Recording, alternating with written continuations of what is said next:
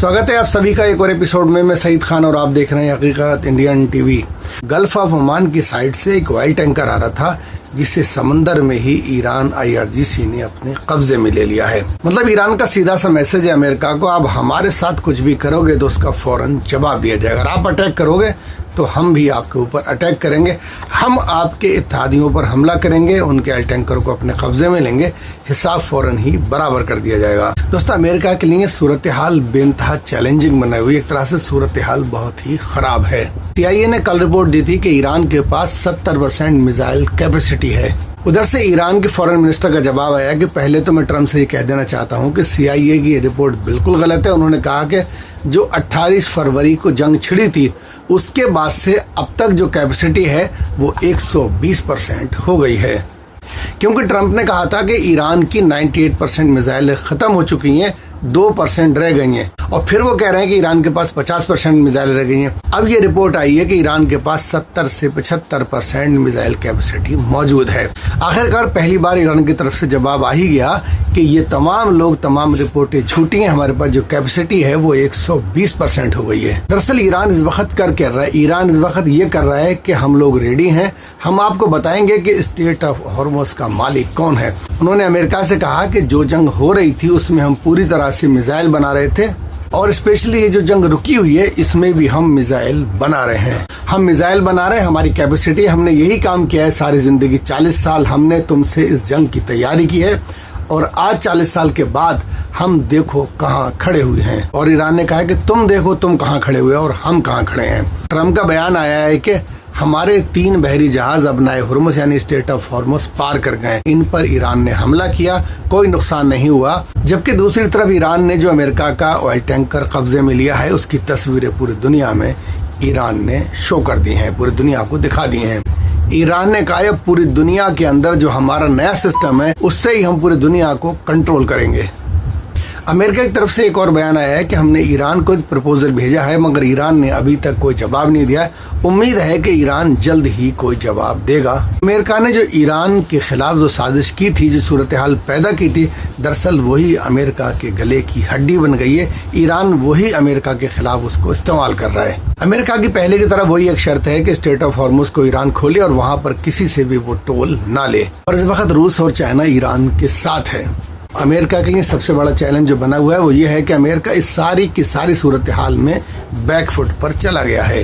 Trump जो बार बार कहते हैं कि सबसे बड़ा मसला जो है वो ईरान का एटमी प्रोग्राम है, दरअसल एटमी प्रोग्राम पर तो ईरान अब बात कर ही नहीं रहा है। अमेरिका की ये कोशिश थी इस पूरी जंग में कोई ना कोई सूरत हाल ऐसी पैदा की जाए कि जहां ईरान झुक जाए और अमेरिका अपने आप को विक्ट्री डिक्लेयर कर दे और जंग से बाहर निकल जाए।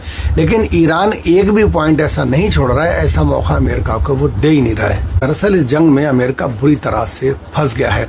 रिजीम चेंज की बात हो रही थी, ईरान की नेवी को हमने खत्म कर दिया, ईरान की एयरफोर्स को हमने खत्म कर दिया, ईरान का डिफेंस सिस्टम को हमने तबाह कर दिया। जब वो न्यूक्लियर लेने के इरादे से वहां गए थे, बहाना था कि हम अपने पायलट का रेस्क्यू ऑपरेशन कर रहे हैं। ईरान ने जो उनके प्लेनों को मारा है, जो तबाही मचाई है, पूरी दुनिया ने वो मंजर देखे। लेकिन आज ये असलियत सामने आ रही कि ये सारे के सारे जो स्टेटमेंट थे, सारे के सारे जो बातें थी, अमेरिका मीडिया में हवाई थी, ऐसा कुछ भी नहीं हुआ। ट्रम्प इस जंग में बुरी तरह से फंस गए हैं। दूसरी बड़ी खबर यह है कि जो ईरान में अमेरिका के हेलीकॉप्टर गिरे थे, जो अपाची हेलीकॉप्टर गिरे थे, जो मिसाइल्स गिरी थी, जो फाइटर प्लेन गिरे थे, जो एयरक्राफ्ट ईरान ने गिराए थे, रिवर्स इंजीनियरिंग के जरिए ईरान उसके ऊपर काम कर रहा है। और खबर यह है कि उनको उन्होंने अच्छी तरह से तैयार कर लिया है और ऐसे ही वो फाइटर प्लेन विकसित करने में लगे हुए हैं, और इन सब में उनकी चाइना भरपूर मदद कर रहा है। ईरान का कहना है कि जब भी हम कोई बात करने की कोशिश करते हैं, अमेरिका के साथ कोई डील करने की नौबत आती है, तो इजराइल कहीं ना कहीं हमला कर देता है या अमेरिका कहीं ना कहीं अटैक कर देता है। ऐसी सूरत हाल में क्या हम बैठकर कोई बात कर सकते हैं, क्या हम किसी नतीजे पर पहुंच सकते हैं? यही वजह है कि अभी तक कुछ भी फाइनलाइज नहीं हो सका है। और फिर सूरत हाल बिगड़ जाती है, उसके बाद फिर आप स्टेटमेंट देते हो, आप बयान देते हो कि ईरान नहीं मानना, ईरान हमसे बात नहीं कर रहा है। इस सिचुएशन में क्या कोई बात करना पॉसिबल है? दूसरी तरफ फ्रांस ने अब अमेरिका से ये कहा है कि अब ये बताओ कि दुनिया के अंदर तुम्हारी जो पावर थी वो खत्म हो रही है, हम कैसे इस सिचुएशन से बाहर निकलेंगे? तुमने अब सबको फंसा रखा है, हम कैसे निकलेंगे?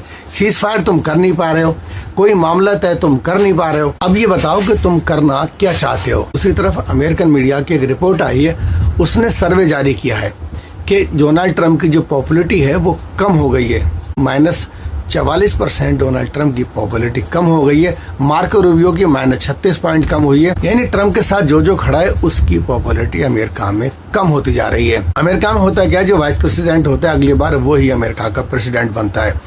जेडी वेंस जो है उनकी अपनी पॉपुलैरिटी भी गिरती जा रही है। यही वजह है कि वो कई बार पाकिस्तान गए, वो चाहते थे कोई डील कर ली जाए ताकि उनकी पॉपुलैरिटी बढ़ जाए। अमेरिका के लोग ट्रंप की पार्टी को इस बार वोट देने के मूड में नजर नहीं आ रहे हैं और इस सिचुएशन में अमेरिका के अंदर ना जॉब क्रिएट हो रही है, ना इकोनॉमी ट्रंप से संभल रही है, ना स्टॉक मार्केट संभल रही है।